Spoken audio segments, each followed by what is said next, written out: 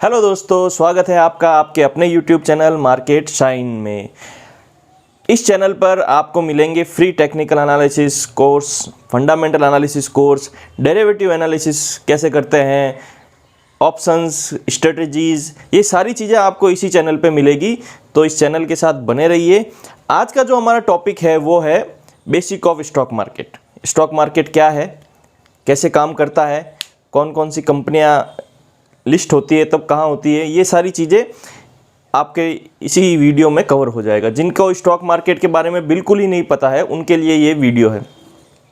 तो stock market एक normally जब हम बाज़ार जाते हैं मार्केट में सब्जी लेने या कोई ग्रोसरी आइटम लेने, तो क्या करते हैं, जब किसी दुकानदार से हम आइटम लेते हैं, वो दुकानदार क्या करता है, वो आइटम बेचता है। अब जो वो दुकानदार आइटम बेचता है वो किसी ना किसी से परचेज़ करता है।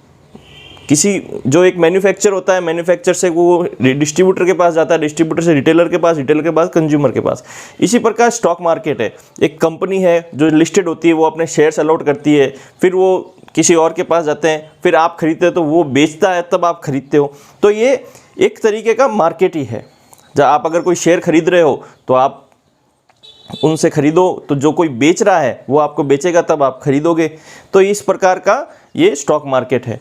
तो अब आपको ये है कि जब आप स्टॉक कोई खरीदते हैं तो आपको उस चीज़ का नॉलेज होना चाहिए। जब आप कोई सी चीज़ को बाज़ार में लेने जाते हैं तो आप उसके देखते हैं कि भाई उसमें क्या प्राइस क्या है, सस्ता है या महंगा है, क्वालिटी क्या है। तो ये सारी चीज़ें आपको स्टॉक मार्केट में स्टॉक खरीदते समय भी देखनी चाहिए।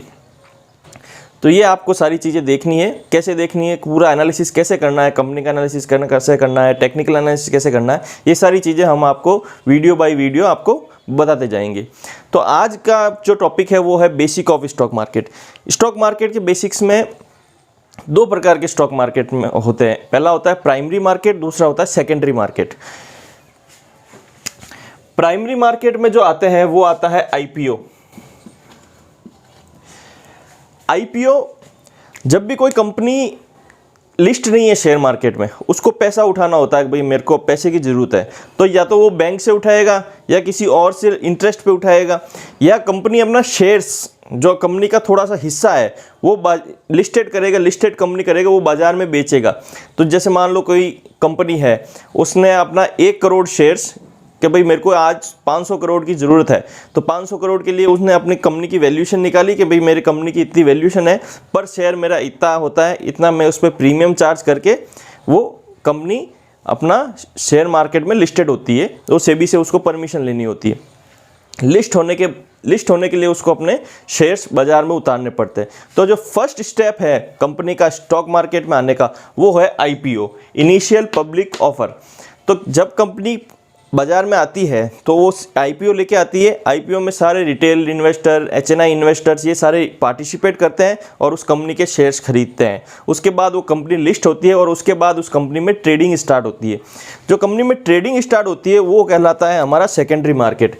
सेकेंडरी मार्केट में होती है ट्रेडिंग और इन्वेस्टमेंट।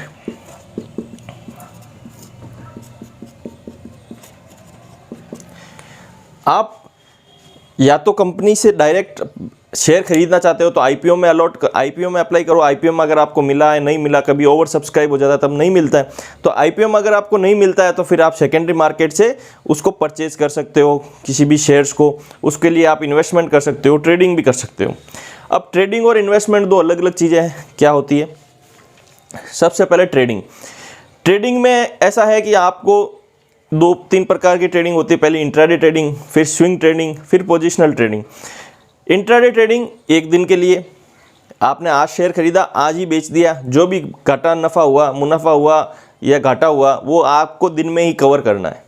वो होती है इंट्राडे ट्रेडिंग, जो सबसे पॉपुलर है। आजकल लोग सबसे ज़्यादा इंट्राडे करना चाहते हैं कि भाई फटाफट पैसे कैसे कमाए जाए इंट्राडे में।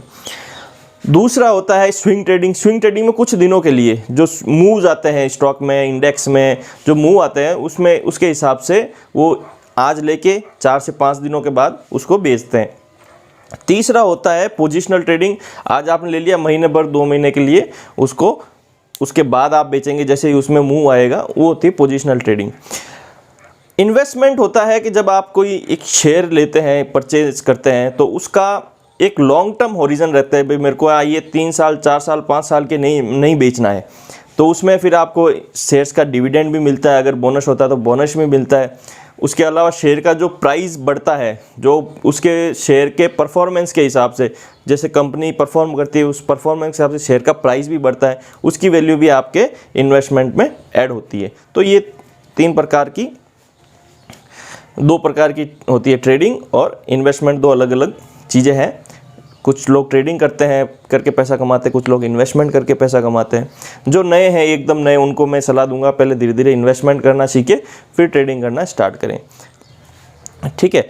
अब जो एकदम नए हैं उनके लिए कि भाई स्टार्ट कैसे करें।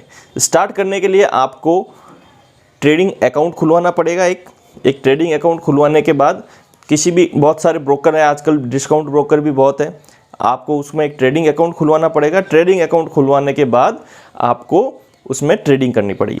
ब्रोकर जो एक्सचेंज होते हैं, 2 एक्सचेंज है हमारे यहाँ, NSE और BSE। NSE और BSE से जो रजिस्टर्ड ब्रोकर होते हैं, वहाँ से आप अपना अकाउंट खुलवाएंगे, उसमें फ़ंड ऐड करेंगे, उसके बाद आप वहाँ से कोई भी शेयर खरीदेंगे जो आपके होल्डिंग में होगा, और उसके वो आपके डिपॉजिटरी में होता है। डिपॉजिटरी 2 सर्विसेज है, CDSL और NSDL।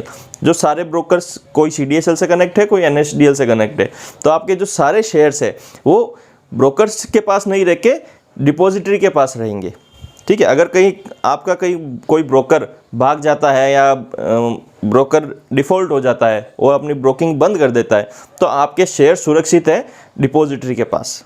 तो आपके जब भी ट्रेड करेंगे या आपको जब भी इन्वेस्टमेंट करेंगे, तो आपके शेयर्स आपके होल्डिंग में होंगे, डीमैट अकाउंट में होंगे, वो डिपॉजिटरी के पास होंगे, ठीक है। तो ये था हमारा स्टॉक मार्केट का बेसिक नॉलेज। नेक्स्ट वीडियो में हम चर्चा करेंगे टेक्निकल एनालिसिस की, basics of technical analysis, chart technical analysis क्या होता है, चार्ट्स कितने प्रकार के होते हैं, ये हम नेक्स्ट वीडियो में चर्चा करेंगे। धन्यवाद। चैनल को सब्सक्राइब जरूर करें, शेयर करें और लाइक भी करें। धन्यवाद।